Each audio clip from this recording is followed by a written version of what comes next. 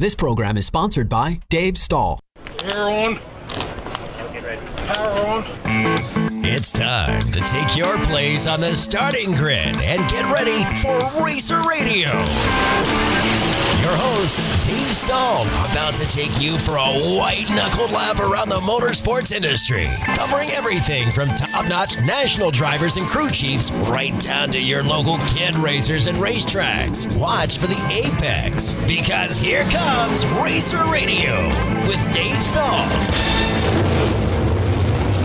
All right, folks, welcome. This is Racer Radio FM 96.1, AM 1170, The Answer. Now I know why Brandon said what he said, because I forgot to take Frockstar off the paperwork. Whoa, so he was thinking Joe was going to call in, but our guest today is Julie Brown, our champ's mother. I figured on Mother's Day, that's awesome. We should hear the perspective from a mother, because it cannot be easy to watch your son or daughter. No.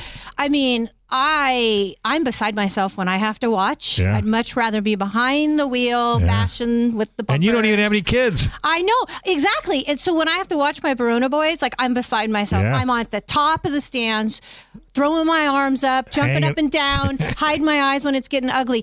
Mothers out there, happy Mother's Day. Yeah. And I don't know how you do it. Julie, how are you tonight? I'm great. Thanks for asking. Thanks for having me. So are you being spoiled rotten today? She deserves it. We're a little quarantined, so I'm not sure. I am going to see my children this afternoon. We're going to spend dinner together. But there you go. Yeah. Who cares? I don't blame you.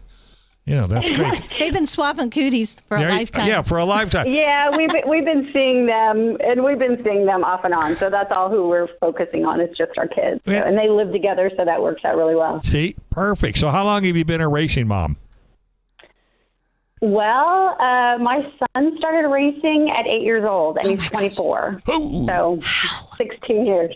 So do you feel any different today as you did when the first time he took the track? I would say yes. I think it's a little more scary today than it was back then. It hasn't gotten easier. So, No. can you explain that?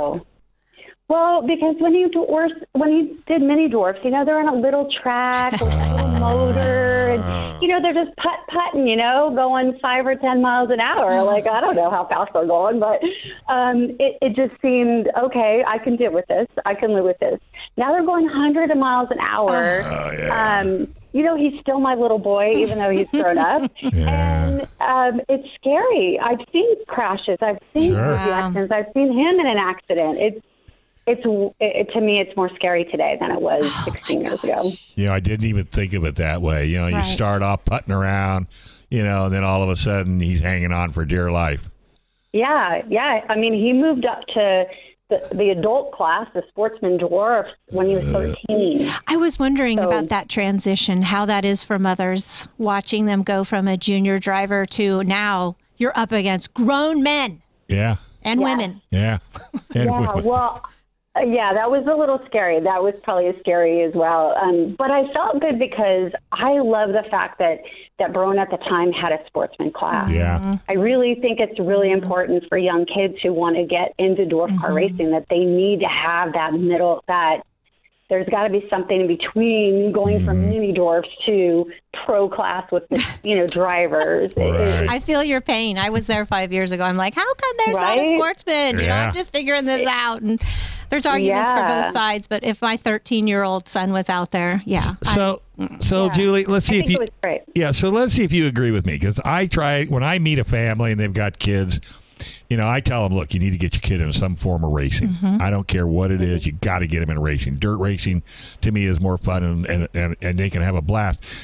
But the great thing is you've got that carrot hanging out there that if their grades aren't good, their rooms aren't clean, and they don't act like little gentlemen or little ladies, you just take the race car away. Have you found that to be a benefit?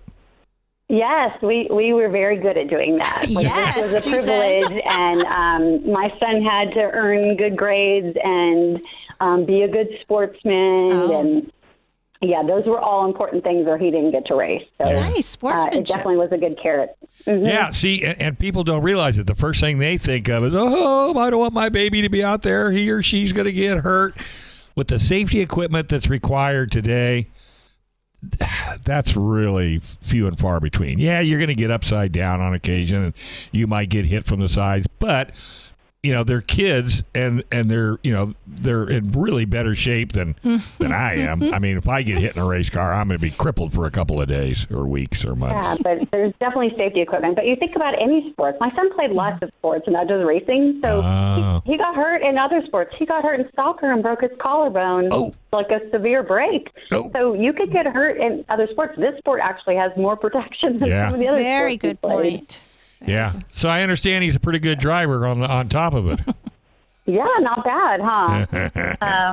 I like to say it's because he has a little bit of me in him and a lot of his dad. I like that. So, Dave, you don't know this about Julie.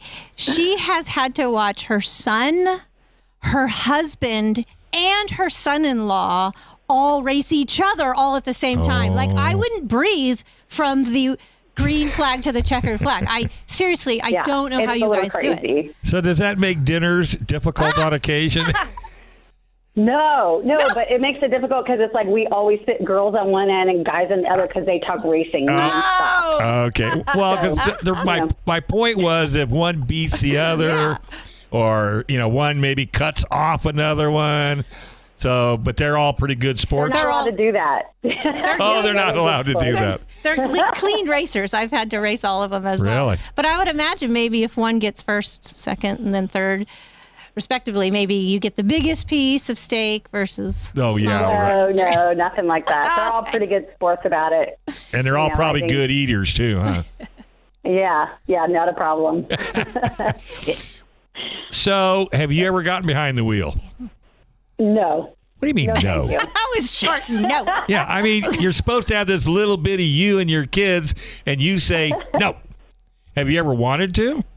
No. No, I will tell you that when I first met my husband, and he used to race before we met, I was like thankful he didn't race anymore. I wanted nothing to do with it. Nothing to do with it. Really? And when we finally got a family and kids, and he finally said, hey, I want to do this dwarf car racing, I was like, how am I going to do this? So how do you do it? Like advice to another mother? I just made a decision at that point. Like, if you were going to do this, then we were going to do it as a family. I was not going to be the race widow. I was not going to be at home every other weekend with the kids. Right. Going, what the heck? This isn't fair, know? Right. And so I said, if we're going to do this, then we're going to do it as a family. And I made him buy me a motor home, and so I had a little creature comfort. Sweet. She's not the only wife I've heard do this. Right? And then especially back then because the kids weren't allowed in the pit. So when we first started racing, Darren was 2 and my daughter was 4, and they weren't even allowed outside of the motorhome.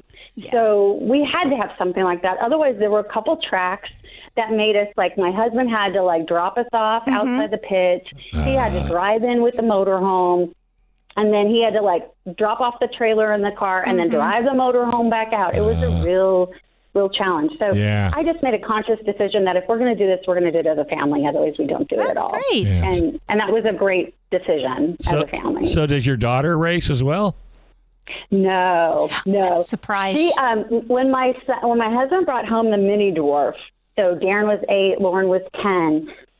She said, I'm going to drive too. And we're like, okay, you can both use it. We'll trade off every other week. We'll each. And so, Lauren got into it.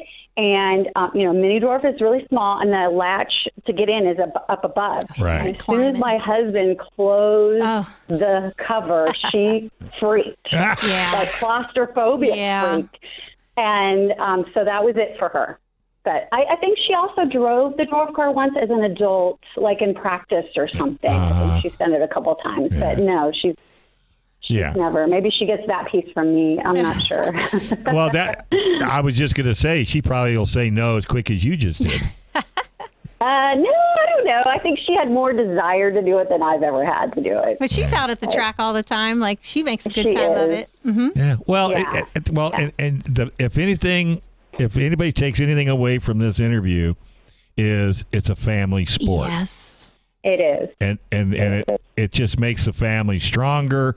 I mean, it's a motivation for the kids, and you get to see your kids at the racetrack more than you do when you're home, because when you're home, they're gone, right? They're going with friends. Yeah, we spent a lot of weekends at the racetrack as a family. It was kind of like camping. Yeah. And we did a lot of that. And then we met other families eventually. And that's how my daughter met her husband, was at the racetrack. Yeah. So they were in high school. And it just kind of went from there. But it's definitely a family sport. And I would say if you're going to do this, you need to do it as a family. All right. So, hey, when we get out of this pandemic thing, I want to get you and the whole family bring the race cars down to KUSI. I would love to promote you and your sponsors that help you guys, get to the track.